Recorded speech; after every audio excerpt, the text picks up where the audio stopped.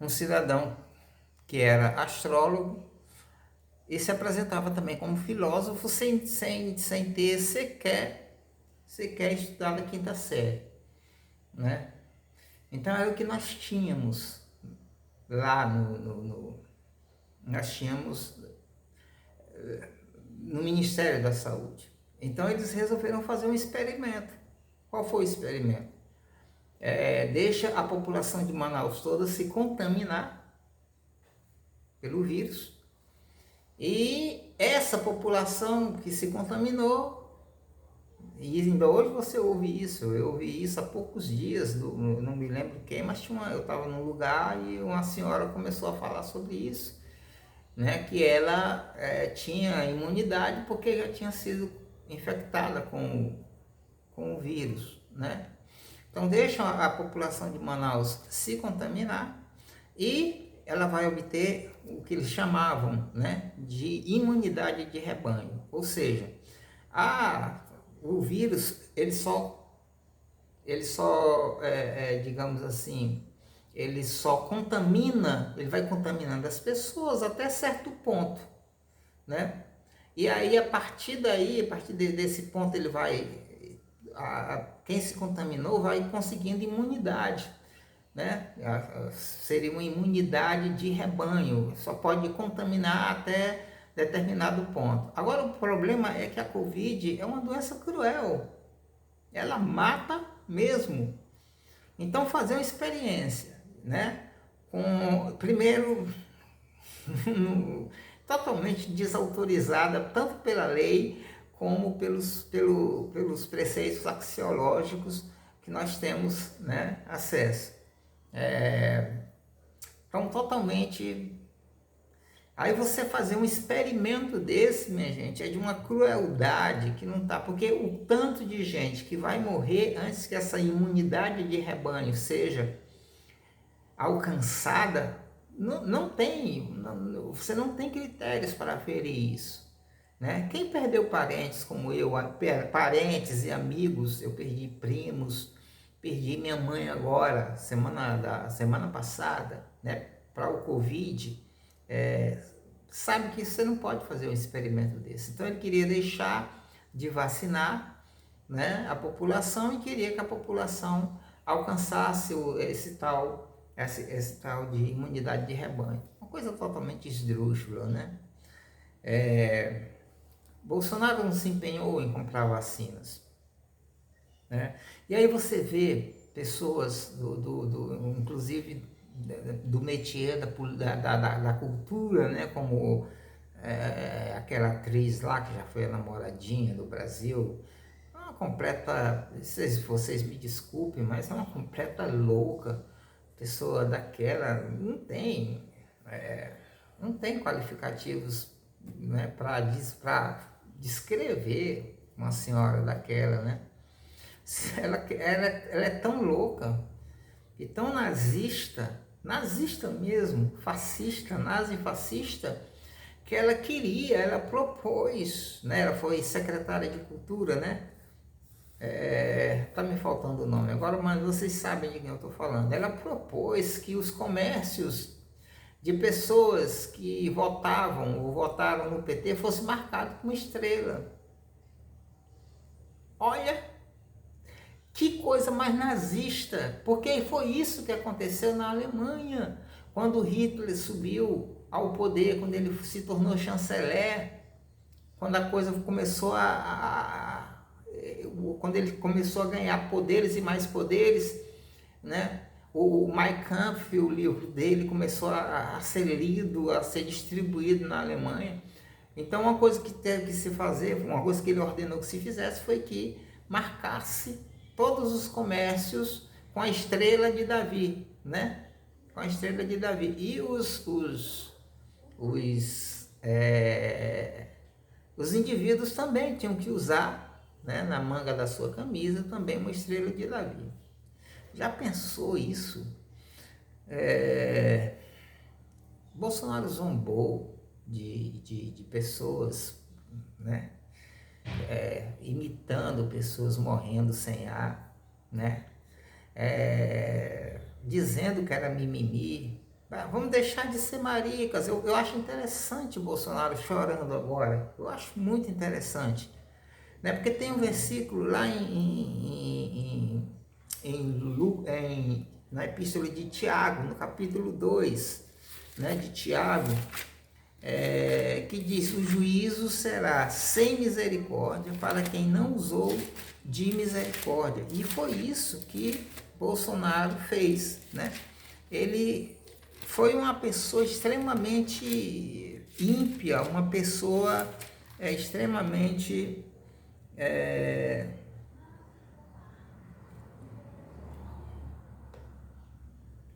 deixa eu ver se eu acho aqui, né? 2:13 de Tiago, né? Porque o juízo será sem misericórdia para aquele que não usou de misericórdia, né? Essa parte A do versículo. A parte B diz: a misericórdia triunfa sobre o juízo, né? Então eu fico boquiaberto quando eu vejo um pastor, ou quando eu vejo crentes, mesmo pessoas simples, defendendo o Bolsonaro.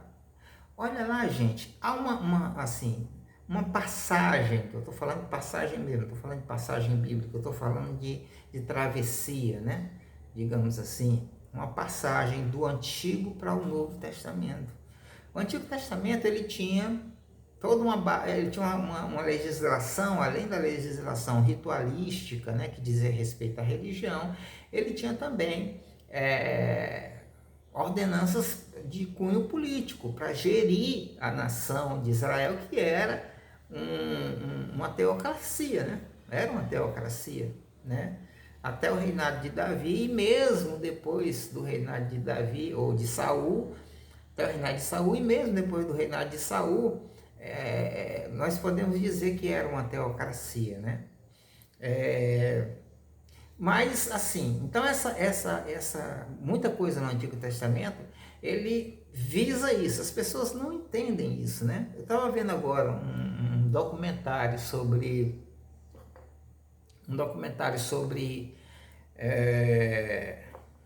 da BBC, né? Da BBC, sobre a história de Jesus Cristo e essa questão de política, né, na igreja e tal. E o narrador, né, cometeu um erro, né, que não se pode cometer. Quem é cristão não pode cometer, né? Ele até justifica, não sei, não tem fé, né? As pessoas podem até ser um ateu, mas ele falava exatamente isso, dessa coisa da legislação do Antigo Testamento voltado para o Estado político, o Estado de Israel, né? Legislação política. Mas no Novo Testamento não havia essa legislação, porque o reino que era esperado dos cristãos é o reino dos céus. Ou seja, nós não temos nada com esse mundo, porque nós vamos para o céu. Vamos para o céu. Então isso é uma questão, a pessoa que disse isso não tem conhecimento bíblico. E o cristão que pensa assim, e eu não estou aqui fazendo apologia dos testemunhas de Jeová, que acreditam que nós vamos herdar a terra, apesar de eles não estarem totalmente errados, porque Jesus Cristo disse, Paulo disse, lá na primeira epístola ou na segunda epístola de Paulo, ele diz: seja Paulo, seja Apolo, seja Pedro, seja Cristo, tudo é vosso, e vós de Cristo, e Cristo de Deus, né? Então tudo é nosso, tudo é do cristão. Mas o nosso reino, o reino de Deus, não está no céu, não está em irmos para o céu. Jesus Cristo disse: o reino de Deus, ele não vem com aparência exterior, e nem dirão ele aqui ou ele ali, porque o reino de Deus está dentro de vós. É por isso que a igreja, para o cristão verdadeiro, não é um templo. A gente se acostumou a dizer vamos à igreja, porque com o tempo, a palavra eclésia do grego, que significa assembleia, congregação, foi se convertendo, foi se transformando, né, na igreja, que vai, na igreja que não é, que vai para um templo. O templo é a igreja, mas não, a igreja somos nós, a igreja é aquela pessoa que está lá. E falta essa compreensão para muitos evangélicos hoje, né? Não é que o nosso reino é no céu. Paulo fala lá em Tito, né? A nossa cidade está no céu. Deixa eu ver aqui, Tito, para eu citar direitinho para vocês, né? A epístola de Tito, se eu não me engano, no capítulo 3, Tito está logo depois logo depois da carta a Timóteo, tá, gente? Ele diz assim, olha,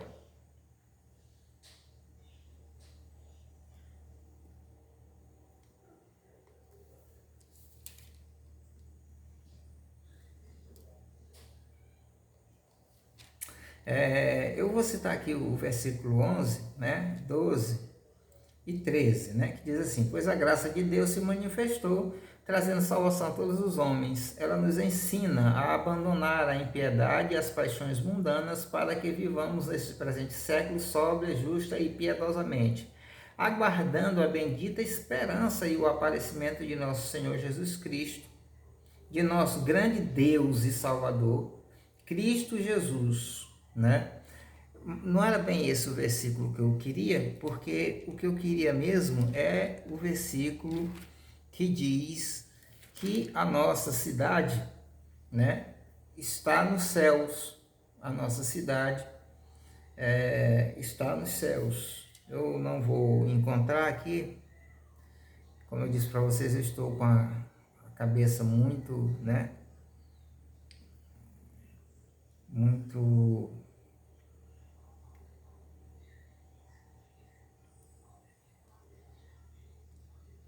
A minha cabeça está muito, eu estou com muito problema psicológico, enfrentando muitos problemas psicológicos, dentre os quais o esquecimento, né, de algumas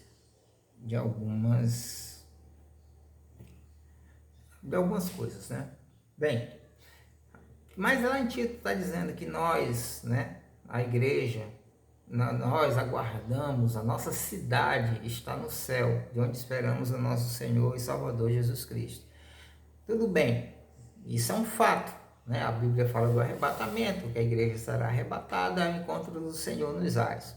Mas isso não significa que o nosso reino está lá nos céus. O reino de Deus está dentro de nós, daquele que é cristão, tá certo? Daquele que é cristão. Então, assim, os céus, a terra, tudo é do cristão. Mas nós não temos nenhum mandamento com relação ao Estado, né, ao comando político, né, dos cristãos, separadamente dos que não são cristãos, ou nessa guerra louca entre denominações, né, uma legislação política para os católicos, outra para os adventistas, outros para os assembleanos, outros para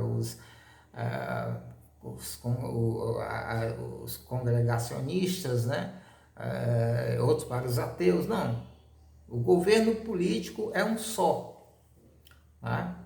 Agora, nós cristãos não colocamos a nossa fé não em um político.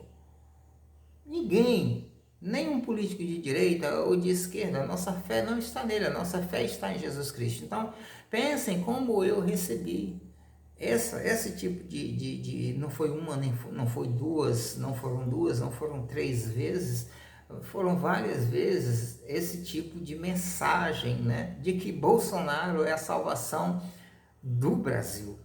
Não existe isso na Bíblia, né, gente?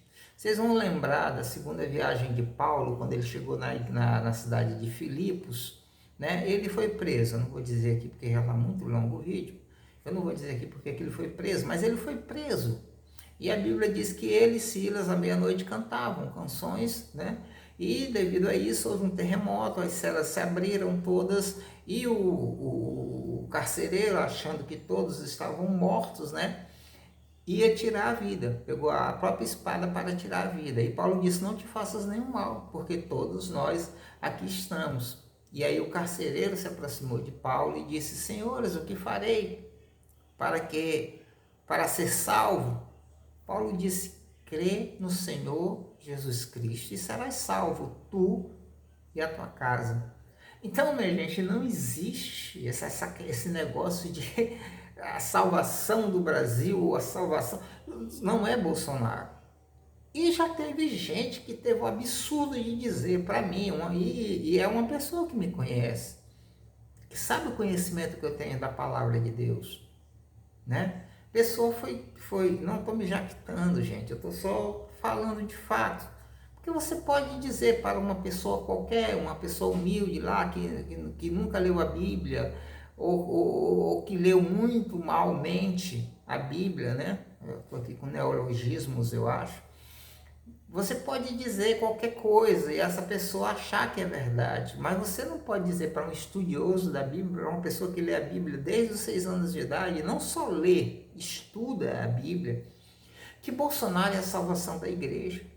E já teve gente que chegou para mim e disse: Bolsonaro é a salvação da igreja.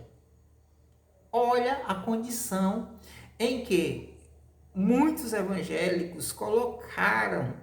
Nem a igreja católica, olha lá, a igreja católica, né, ela foi progredindo no seu...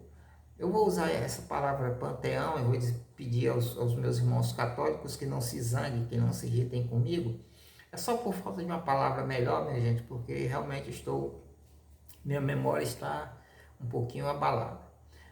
Ela foi crescendo no seu panteão ali, a questão da virgindade perpétua de Maria, né? A primeira concepção virginal de Jesus Cristo, que ainda é aceita, porque é aceita por todos, depois a virgindade perpétua de Maria, e por fim a ascensão de Maria, né? E depois a questão dos santos, né? A intercessão dos santos, os santos intercedem por nós, e a veneração dos santos, né? Então você tem a latria, que é a adoração devida somente a Deus, e você tem a dulia, que é a veneração dos santos.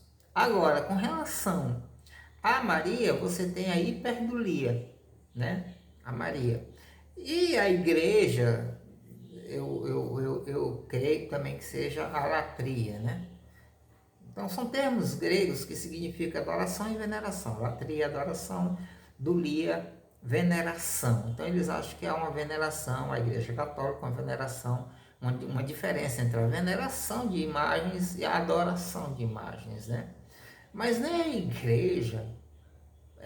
igreja católica, que tem esse dogma, né, no seu catecismo, ela ousa pegar um cidadão como esse, um cidadão ímpio, que zomba das pessoas morrendo, que diz, que perguntado com relação às pessoas que sofreram da Covid, que morreram durante a Covid, e daí eu não sou coveiro? Com relação à compra da vacina, quem assistiu aqui a CPI, né, a CPI da Covid, e eu acho engraçado porque a mentalidade de Bolsonaro é totalmente abominável com relação a essas coisas, né?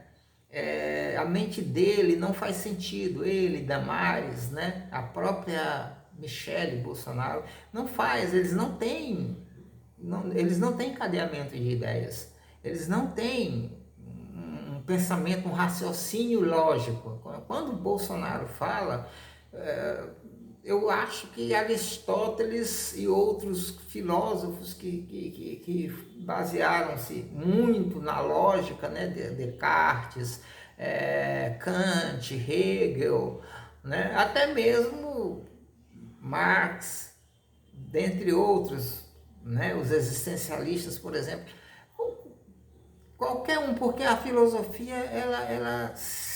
ela tem que ter como base a lógica. Se você tira a lógica da filosofia, o que restaria? A metafísica, mas aí a metafísica você só teria com relação aos aqueles que são crentes numa finalidade última, numa finalidade última da filosofia, do conhecimento, né? E os ateus, ou quem não acredita na metafísica, ou é contra qualquer tipo de metafísica, né? Como Nietzsche, né? Então, você não aceitar o que Bolsonaro diz, minha gente, é uma perversidade. Agora, você vê que dentro das igrejas houve separação, houve perseguição, né? Eu ouvi do pastor Samuel Câmara, que é presidente da Assembleia de Deus do Pará, né, de Belém, é do Pará, né? Dizendo que a esquerda é do diabo. E recebi memes aos horrores no meu celular, dizendo que a esquerda, o comunismo, né, é tudo uma questão, é coisa do diabo, inventado pelo diabo. Olha lá, que loucura, que loucura, que loucura nós chegamos, e isso veio para dentro da igreja. A igreja, ela sempre, as igrejas evangélicas, eu falo isso porque eu nasci e cresci dentro de um lar evangélico, né? Minha família, por parte de pais, é evangélica há 3 gerações. Então, eu me lembro, com 4 anos de idade, né? Políticos indo visitar a igreja, né? E ele tinha que ficar sentado lá embaixo. E às vezes nem falava, às vezes o pastor só dizia, ó, tem aqui o candidato a tal cargo e tal, veio aqui pedir, olha lá. Quando falavam lá de baixo, porque tem um púlpito, na igreja tem um púlpito, tem um elevado, onde se senta o pastor e os obreiros da igreja, né? Mas quando o político ia falar, ele falava lá de baixo, do púlpito, né? Hoje em dia não, a igreja, quando acontece de um político, a visita de um político, evangélico ou não, a igreja é chamada em massa, superlota-se a igreja, o cidadão vem, senta lá em cima do púlpito, é apresentado com glamour pelos pastores e fala até como se fosse um evangélico. Olha lá, o cara aparece uma vez na igreja. Eu vi o Hugo Napoleão, que Deus o tenha, não sei nem se ele está vivo ainda, aqui na igreja de Campo Maior, no Piauí. O Hugo Napoleão, era comum, ele tempo de eleição, ele ia à igreja e recitar o Salmo 23, aquilo ali era... Aí vem Bolsonaro, né, ensinaram para eles, o Malafaia deve ter ensinado para eles Lucas 8:32, né, conhecereis a verdade vos libertará, mas esqueceu de descer um pouquinho lá embaixo, quando Jesus Cristo fala aos judeus, vós não sois de Deus, vós pertenceis ao diabo, ele é o vosso pai, porque ele é homicida desde o princípio e é o pai da mentira. Ninguém, nenhum governo mentiu mais do que Bolsonaro nas suas andanças pelas igrejas, né? Então, minha gente, era isso que eu queria falar. Serão 2 vídeos, porque o primeiro vídeo que eu falei, que eu estava gravando, ele foi cortado por um telefonema e eu não consegui mais emendar, e eu não tenho muito como, e nem a necessidade, porque os 2 vídeos ficaram longos, né? Então não tenho ainda como editar, a coisa que tudo é muito precária, mas eu vou continuar essa mensagem com relação à entronização de Bolsonaro na igreja, e de você não poder sequer falar mal não, apontar um erro de Bolsonaro, e você não poder votar, dizer que vota em outro candidato que não o Bolsonaro, sem você receber represálias da igreja, tanto das pessoas que estão ao seu redor, porque confiaram na mentira, quanto dos pastores, né, que falam, que expulsam, chegaram a expulsar crentes da igreja, simplesmente porque não votavam em Bolsonaro. Então vejam a que ponto nós chegamos. E é por isso, e olha lá, nós não somos mais como éramos no tempo da minha infância. Né? No tempo da minha infância, que nós éramos 10% da população brasileira. Hoje nós estamos a mais de 40%. Né? E tá, até 2030, né, a projeção é que nós, os evangélicos, ultrapassemos o número de católicos. Né? Então, minha gente, é uma vergonha que isso esteja acontecendo dentro da igreja. E a igreja evangélica, ela é conhecida por conhecer bem a palavra. Antigamente eu me lembro, né? Ninguém falava muito com o crente assim, com relação à religião, porque o crente era conhecido como uma pessoa que lia a Bíblia. Hoje em dia eu acho que os crentes não leem, eu tenho certeza que não leem mais a Bíblia. As pessoas até procuram citar coisas da Bíblia, mas não é a Bíblia que eles citam ditados do povo como se fossem versículos ou a Bíblia. Então isso é uma estupidez. Então, para mim, a única coisa que se assemelha a essa coisa do Bolsonaro é a vinda do anticristo. A Bíblia diz que o anticristo ele vai vir, está lá em Tessalonicenses, né? Segundo Tessalonicenses. Eu vou até ler para vocês aqui, porque é muito interessante como Paulo coloca essa questão do anticristo. O anticristo, não estou falando aqui do anticristo nietzschiano, né? Não estou falando do anticristo nietzschiano, que é para ninguém confundir, né? Eu sei que não é só evangélico que vai assistir a esse vídeo, né? Apesar de eu ter certeza que poucas pessoas. Mas olha bem, olha, irmãos, quanto à vinda do nosso Senhor Jesus Cristo e a nossa reunião com Ele, rogamo-vos que não desistais facilmente do vosso modo de pensar, nem vos perturbeis, quer por espírito, quer por palavra, quer por epístola, como se procedesse de nós, como se o dia de Cristo já estivesse chegado. Ninguém de maneira alguma vos engane, pois isso não acontecerá sem que antes venha a apostasia, e se manifeste o homem do pecado, o filho da perdição. Ele se opõe e se levanta contra tudo o que se chama Deus, ou é objeto de culto, de sorte que se assentará como Deus no templo de Deus, querendo parecer Deus. Né? Então, eu me pergunto a quantidade de demônios, que deve ser mais do que uma legião, né, como tinha no Gadareno, no endemoniado Gadareno, capaz de provocar e de fazer na população brasileira e nas igrejas evangélicas, olha lá, uma possessão demoníaca. Eu tô apelando aqui para a possessão demoníaca, né, que muitos vão negar, né, mas é uma possessão demoníaca que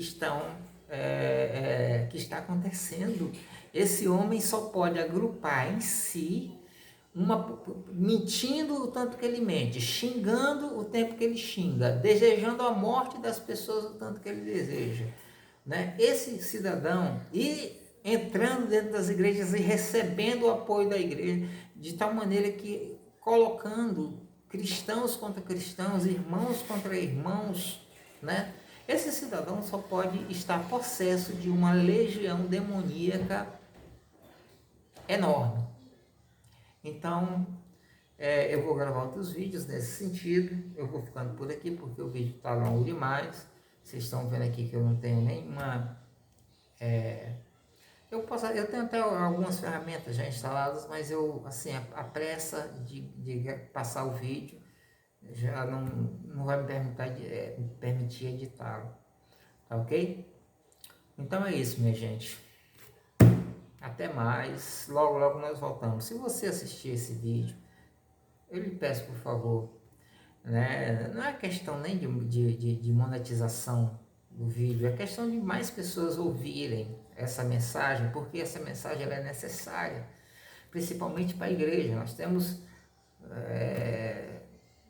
nós temos mais de 80 milhões de evangélicos no país, e essa mensagem não é só para os evangélicos, é para todas as denominações, inclusive a católica, né?